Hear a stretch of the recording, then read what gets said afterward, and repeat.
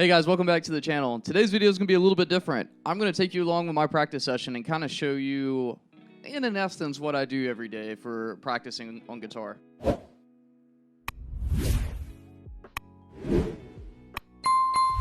Before we get started, let's talk about my approach to my practice. Number one is warming up.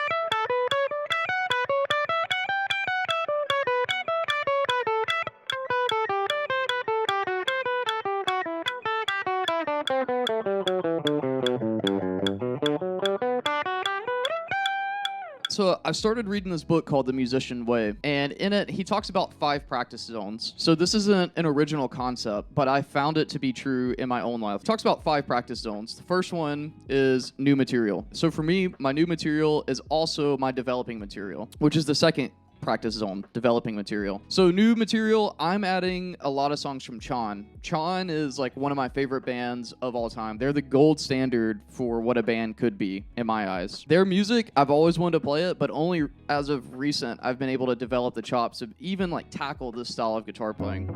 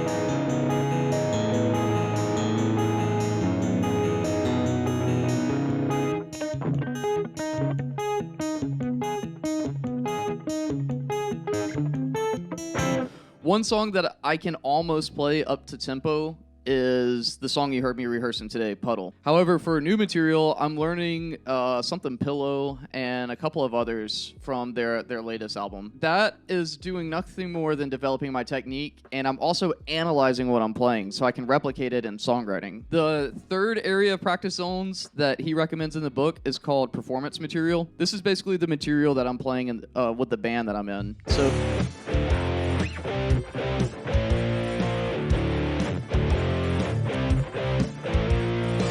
So you heard me run through a little bit of Cowboy Casanova by Carrie Underwood. We have a female vocalist in a rock country pop, but we take pop and turn it rock. So that's my performance material. I've got a whole set list I have to learn, and I can't show you all the music because I don't want to get dinged for copyright. So I'll show you a little bit of snippets of it. Lastly, your two areas are technique and musicianship. So for me, technique is kind of the scales that you saw me rehearse. I don't think I recorded some of the scale practice I was working through. I was working through a Mateus Asado course. His whole approach to guitar is an area that I'm trying to grow into. So I've been playing a lot of his stuff lately, and that's kind of where I've been pulling a lot of the inspiration for the courses I've been releasing on Patreon.